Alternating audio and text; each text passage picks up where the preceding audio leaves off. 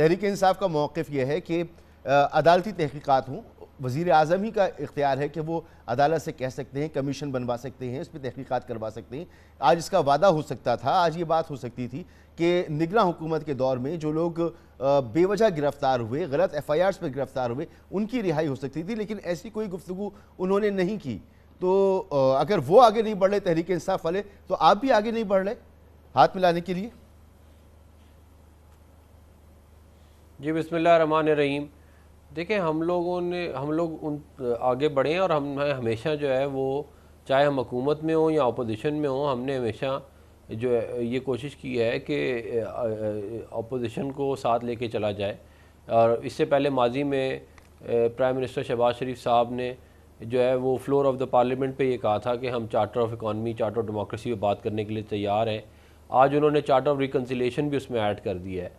तो इसी तरह ही बातचीत होती है ना। अगर अगला जो है वो बिल्कुल बदतमीज़ी के इंतहाओं पे पहुंचा हो तो उससे आप हमसे आप कह रहे हैं कि जी रिकन्सिलिएशन हो। रिकन्सिलिएशन एक वन वे स्ट्रीट नहीं है, it is a two way street.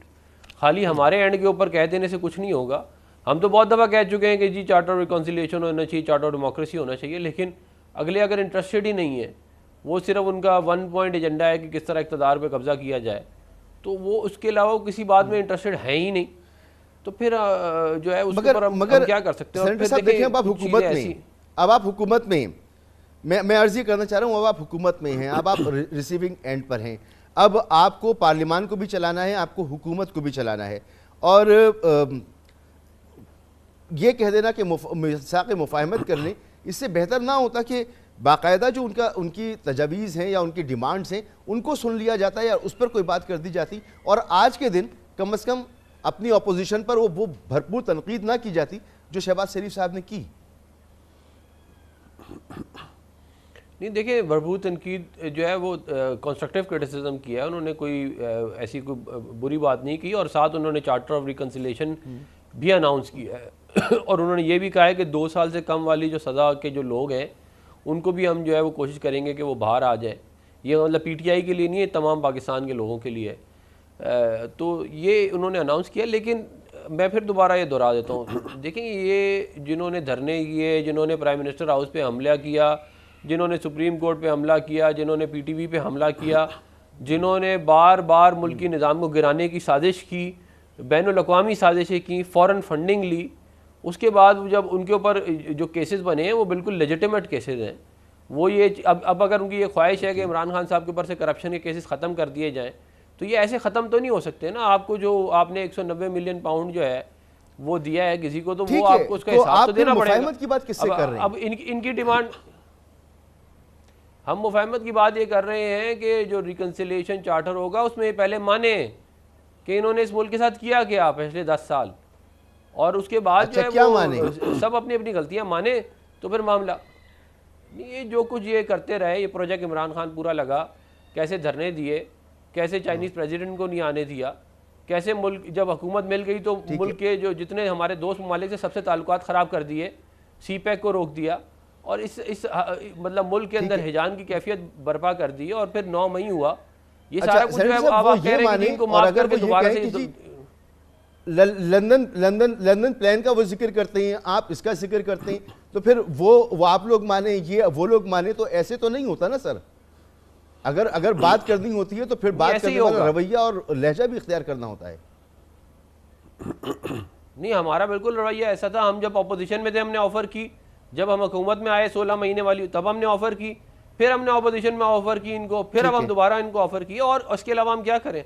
ये नहीं हो सकता कि जी आप कहें कि जी मैं कहूँगा वो होगा, ऐसा कुछ नहीं होगा। ये 24-25 करोड़ लोगों का मुल्क है, इस मुल्क के अंदर इदारे मौजूद हैं, इस मुल्क के अंदर हुकूमतें मौजूद हैं। आपने जो भी, आपको अगर कोई रिलीफ चाहिए आपको अदालतों में जाना पड़ेगा, और अदालतों ने आपको बड़ी रिलीफ दी है।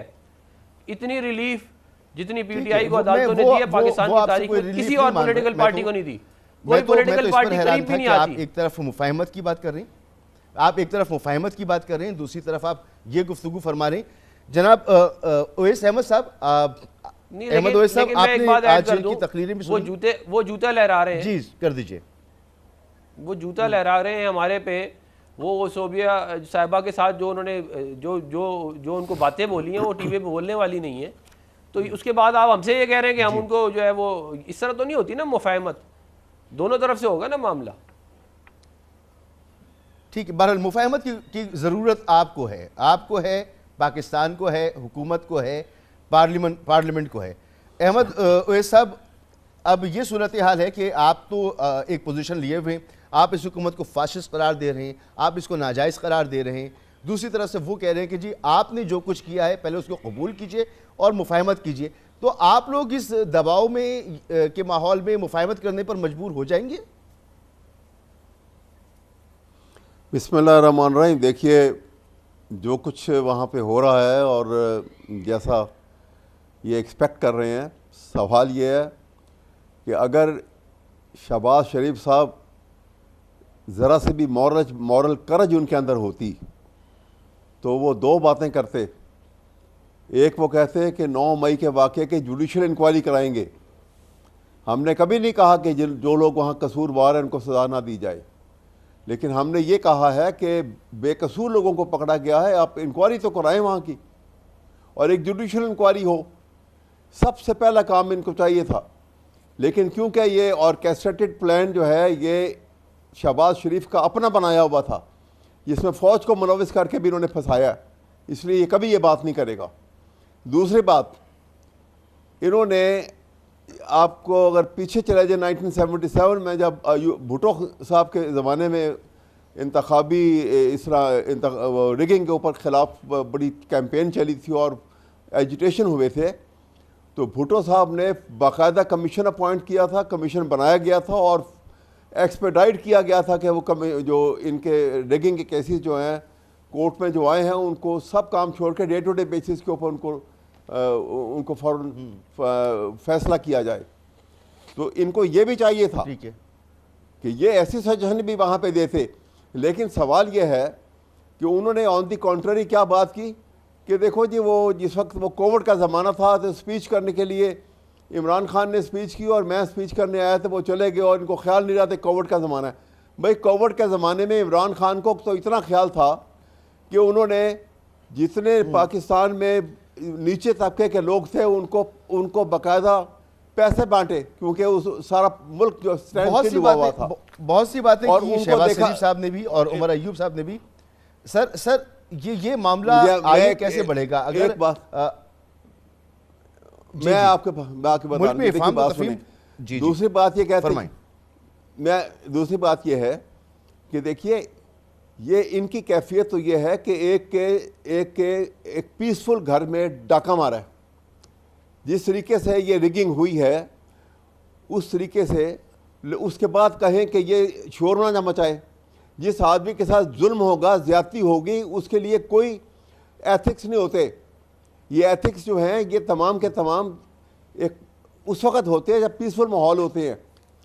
जिसके साथ डाका मारा जाए, जिसके घर में जो मजलूम हो, जो वावेला कर रहा हो, उसके लिए कोई एथिक्स नहीं होते।